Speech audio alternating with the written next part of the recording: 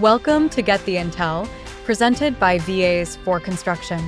This podcast is your go-to for straightforward advice and stories from the construction industry.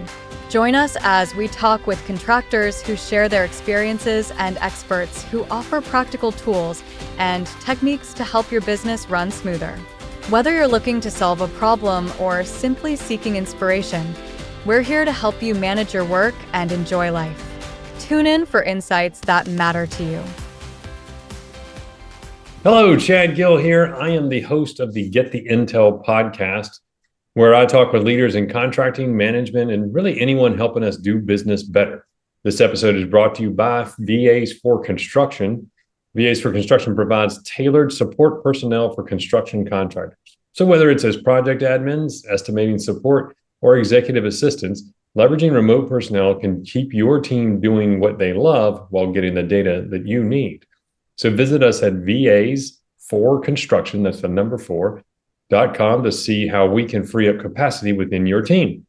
So joining me today is Angel Kirk. She is a visionary leader and entrepreneur with over 20 years of experience in the CEO and business coaching world.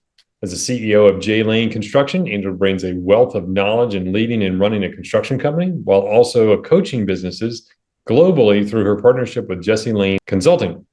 She's not only an expert in both the business and technical aspects of construction, but also passionate about empowering individuals and organizations to reach their full potential. With her mastery of leadership development and crucial communication, Angel is here to share her insights on achieving extraordinary results. Angel, thank you for agreeing to meet with me. It's fantastic. We have similar paths, so I'm very excited to see what you're doing so I can learn and steal lots of those ideas. Thank you for having me. Appreciate it. So construction company and then coaching, or coaching then construction company, or all in one, all at once? Which one was chicken and egg there? Coaching company, then construction company. Really? Yes. Right. So how did that go?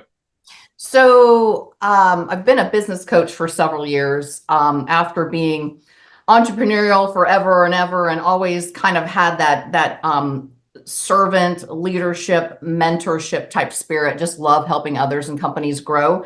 I kind of fell into the construction niche about 10 years ago, based off of the fact that I grew up a construction company kid, right? My father was an electrician by trade and also in the construction business, oil and gas portion of it. But anyways, doesn't matter. And so kind of fell into it and started coaching, and was coaching clients, and was actually coaching J Lane Construction for a little bit and just helping out there, and decided it would be exciting to come to Florida and not only run the company, but also combine forces with J Lane Consulting. And we've created this amazing coaching company together online now and virtually, instead of me going on site. So that's kind of how that all got together. It's nice because you're your own, I guess, customer, first client. I mean, or to it, maybe not first client, but your own client. So you get to have a little test bed of where you put your ideas in place. Yeah, I think, and you can attest to this, I'm sure, so many people out there talk the talk, but they don't walk the walk. And so this is so much fun for me, because not only do I get to talk the talk of what I know, but I walk the walk also. So, when we are coaching and discussing with these general contractors and obviously their team and staff, it's like, every day I'm in the weeds with you. So I understand exactly what you're going through. So you guys mostly work with general contractors or subs as well? Our program is pretty much geared toward GCs, not so much the trades, just because simply the way we have our coaching program set up, and as far as processes and procedures. Now, a larger trade could very easily use our program, but you'd need to be like an HVAC or something that is a larger scale trade in order to actually need and utilize what we have. But we do have many templates that some of the trades could use, just as purchase some templates and things like that. So sure. Yeah. When you're meeting with these GCs and you're talking to them, like, if you're like, this is the thing I see all the time, and it's like, and it's maybe it's an easy fix, but or maybe it's one of these things where it's simple but not easy. Mm-hmm. What are the things that you would look at, and you're almost where you don't even need to meet them. They're just like, hey, I would like to talk to you. And you're like, here's the problems you're going to tell me about. What are those glaring ones? Well, it kind of depends on where they are in their business, right? Here's what I see predominantly. One, GCs that have been in business for about a year, and they're wearing every hat. And, they, just like any new business owner, it doesn't even matter if it's construction, you get in there and you're wearing every hat and you are simply just fried. You cannot handle the capacity anymore. And so what we do at that point when, is go in and set up structure, processes, and procedures for all the roles that we know that a construction company needs. So we can slowly start removing some of these hats from that general contractor. What we pretty much promote is, working on the business, not in the business, and not wearing all the hats.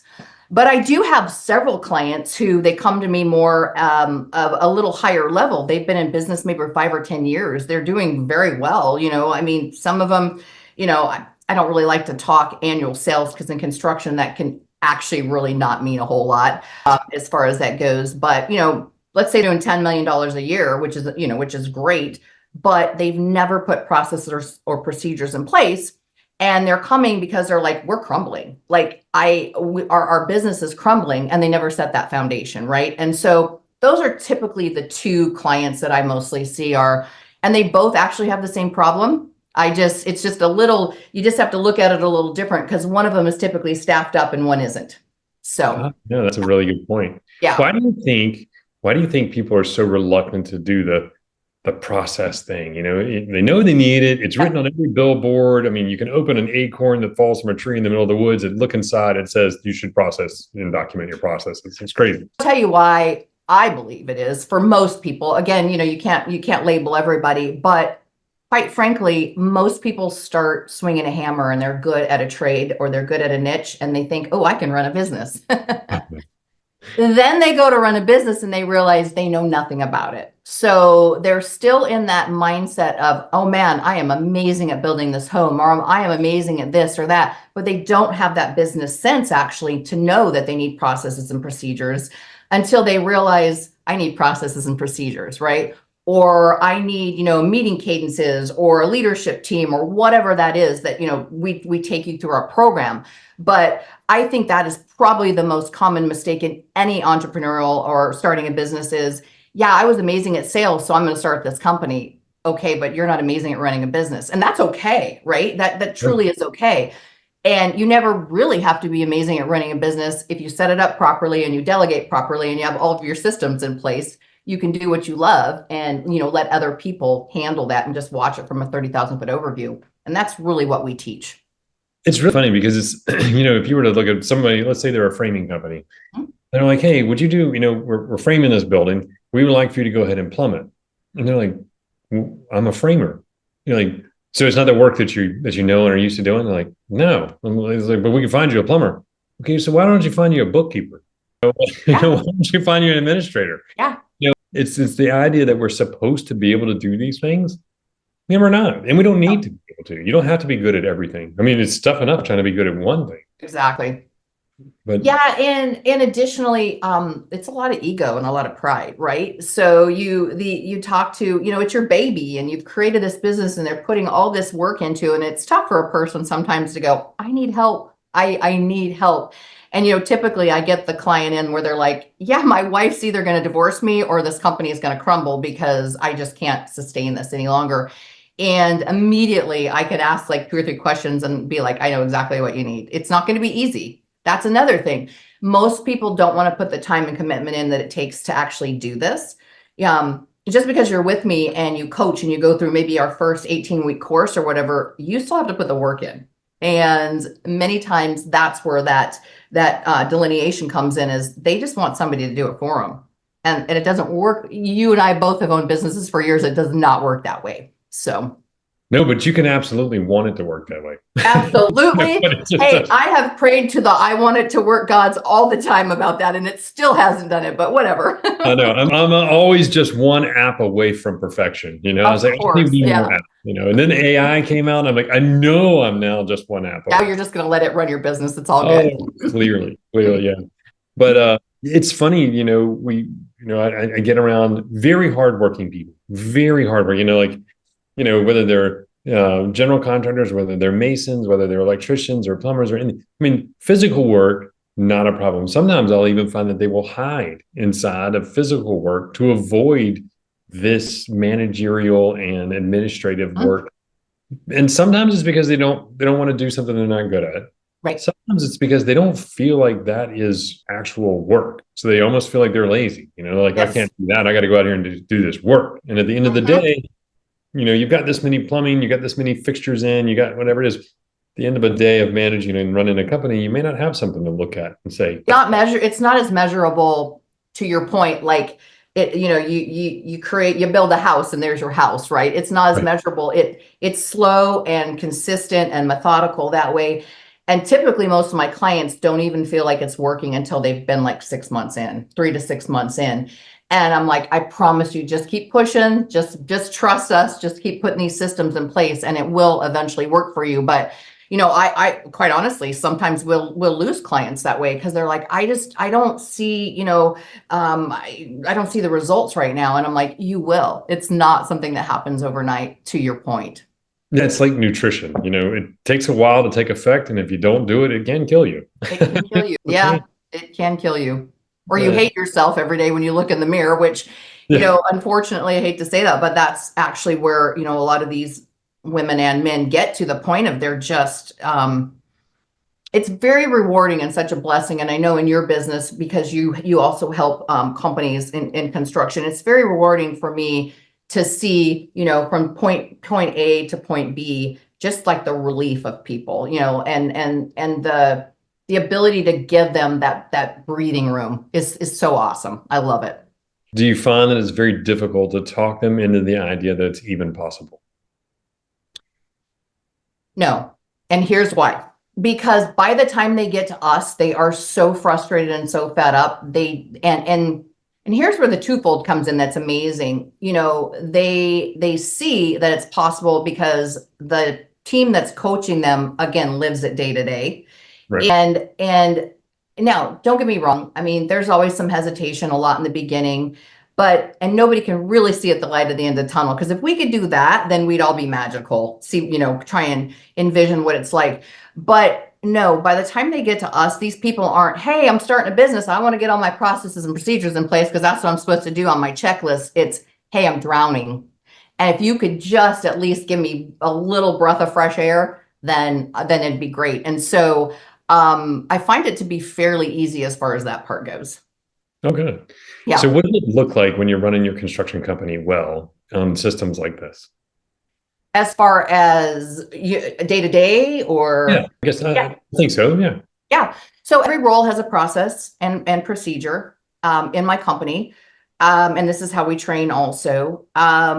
Also, additionally, we have cadences as far as leadership team, who they manage, accountability, issue solving, effective communication, checklists, all that stuff. So everybody is always accountable. Everybody always knows what's going on as far as that goes.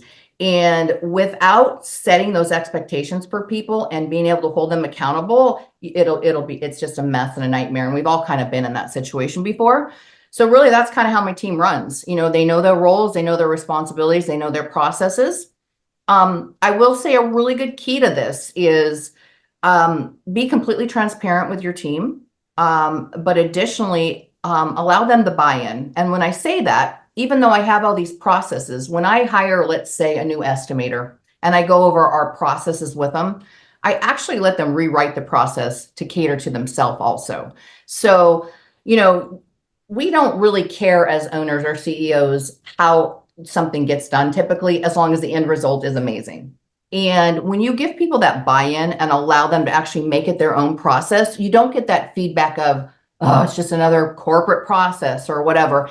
And so that's a big tip that I would stress to anybody out there in any industry, especially construction, because it is so process oriented, is allow your team members to write their own process with your template and baseline that you have. And the buy-in, it's then their process. And I only hire people smarter than me in other departments. And so the amount of learning and growth that brings to the team also is amazing. So great insight. I mean, I think it's interesting because it also falls right in line with the construction models. Like, here's a specification and a set of plans, means and methods are on you. And so it allows you that freedom to use your imagination, to use your innovation, and to make things better. And like I said, people don't want to be told what to do. They want to be told what you want and then be able to find their own way to get there. And also culture. So you'll hear me talk about culture as the biggest piece of all of this. I am kind and I love to help people, but I will tolerate zero toxicity or drama in any of my businesses. And I only hire A players, and they know that. And additionally, the culture piece. I don't care how skilled you are. If you do not fit our culture, you're out. And that might sound really like, but it'll destroy a company. And so that is also creating that culture and that buy-in of, oh, hey, I am now taking ownership in this company, which is what we want. You want your people to take ownership of your company and run it like it's their own. Yeah, and I think, if it's not the right culture, if they don't fit your culture, it also means they don't fit in, which means they're not going to be comfortable there anyway. 100%. So you better. It's a constant battle. Yeah. There's a company that you do fit in. This isn't one of them. Right. So go find that one and be happy. Go find that one. Exactly. Yeah. It may be my competitor. Let me get you their number. You may be a great fit for them, for me. and it's really important, to your point, when hiring, to make sure that as best as possible that they fit that culture before you even hire them. So, and we have a whole process in our coaching program that we go through for that also. But that's pretty mandatory for me is that, it's a good culture fit for everybody. So do you guys rely a lot on like personality testing and things like that? Or is it mostly about asking questions and writing your job descriptions, or, without giving away the Sure, secret? No, absolutely. So I have utilized personality tests in the past, as far as that goes, and I will utilize personality tests once I have someone hired, in order sometimes to figure out why they are not progressing maybe, or how I can better suit them based off of our personalities, right? But initially, for example, my pre-construction director, we did a personality test with him, and I found out some very interesting things of how, he communicates based off of his personality, right? And that's very important as a leader to find that out about your people, because not everybody communicates the same way. And so I will utilize that, but mostly as far as that goes, literally when I sit down for an interview, my COO, he gets everybody ramped up based off a skill set. And then when I sit down with somebody for the first interview, I just pretty much bust it out and say, this is our culture and I don't tolerate anymore. No, I'm kidding. I'm just joking. So here's the best culture test. Why are you leaving the company you're leaving? And everything they say every time is the complete exact opposite of my culture, to be honest with you. And I know they're in the right space when they say that, because they're so miserable at their existing job because the culture is chaos. Yeah. And that's my culture test usually right there. Yeah, because typically people are not going to leave. They're not going to leave for money. Enough money, yes. But if your culture is right, it's worth staying. Yeah, people ask me all the time about retention. And that's the very first thing I say is, it's a proven fact and statistic, you can go look statistically that people will not leave for money, unless of course it's a huge, to your point, or a huge huge raise or whatever, but they will leave for culture. And if you want to keep your retention around, then you better keep a good culture, 100%. Yeah. And it's interesting too, because a lot of people, they feel like they have to create their culture, and you already have it. You just need to find it, because whoever's around you that you like, that's your culture. You've already done it.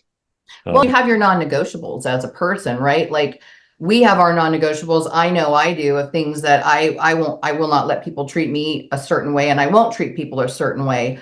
And I know that, again, finding your people like that, and it just works really well. And there are people out there, you always hear them. There's no good people out there. There's definitely good people out there. There's amazing people out there. And you just got to let them know that your place is open and who you are. And then, I don't know, that energy seems to kind of, people get on the same frequency as you, and then they tend to just show up. Yeah. And another tip that I utilize a lot here, some of our meeting cadence, our one-on-one meetings and things like that, is the ability to share the last 10%. And if you're not a leader that's open to that, open and honest communication with your people, you're not creating a culture of, allowing people to be who they are. And so that is one of the things that I promote 100% is, allow your people to tell you that you suck and why, and make it better and figure it out. Or allow your people to say, hey, this is how I'm feeling. And that's okay. It's okay that you're feeling that way. What can we do to fix it? Right. And so I think that's huge also. Is it tricky to talk other companies into, when they're maybe understaffed or something like that? And you're saying, look, if they're not a good fit, you got to let them go. Or you can't hire them, even though they just, sometimes you just need a body, but you feel tricky. Know how damaging that can be. And you just hit the nail on the head. Since they've never really hired and ran a company that way, they just want a warm body to take that pressure off of them, not realizing that they're just creating a whole nother issue. Right. And so definitely I can't hit that home, hard enough. And listen, I come into companies sometimes I'm like, you got to get rid of them. You got to fire them. And, they'll be like, but they're amazing and I can't. And blah. I'm like, yeah, but guess what? You don't understand. And then we go through the whole culture piece and all that stuff. And yeah, it's difficult. And do you have to do it methodically sometimes? Of course. And do you need to give people chances? Of course. But the sword always falls on you as the CEO or the leader, right? If that person is not performing, it's typically either something you haven't done or, a process or an expectation you haven't given them, or maybe you're not also, promoting that culture correctly. Find out. And then if they're not a good fit, get rid of them. So I have a good friend, Adee Clevin, and she's big on documenting processes. She goes into companies and documents processes for them. And she always says, get all your processes done. And then whenever you have a problem, decide, is it a process problem or a person problem? Absolutely. Once you can rule out the process problem, things get easier. 100%. It's either people or processes. That's really all it is. She is so correct on that. And the key is finding that marriage of amazing of both of those. And then you're going to have your A players and it's going to be, it's never perfect. I mean, people are like, you make it sound so perfect. No, heck no. We have our challenges. But as far as that goes, I mean, I will with conviction say, I'll put our company up to next to any company out there, knowing that if there's an issue with something, we're going to find it and fix it, because that's just who we are and what we do. Yeah. And I think it doesn't, when people look and they're always trying to pick the pick apart examples or the exceptions and stuff. And I was like, I never said, well, you're not going to have problems. I just said you're going to have the same problem, hopefully once. Yes. And then the next time you have a problem, you'll know what to do. You'll learn from it and process it. Yep. You don't wait till the boat's sinking and figure out if you need to do a lifeboat drill. Have those things ready. That's your process. Yeah, 100%. Yeah. Hey, Angel, this has been fantastic. I really appreciate you taking the time and talking to us. It sounds like you're really helping some people move forward. And, I think we're both chasing the same goals, to free contractors so they can do more of what they love and not have to, get out of that startup phase and get into running a business. Yes.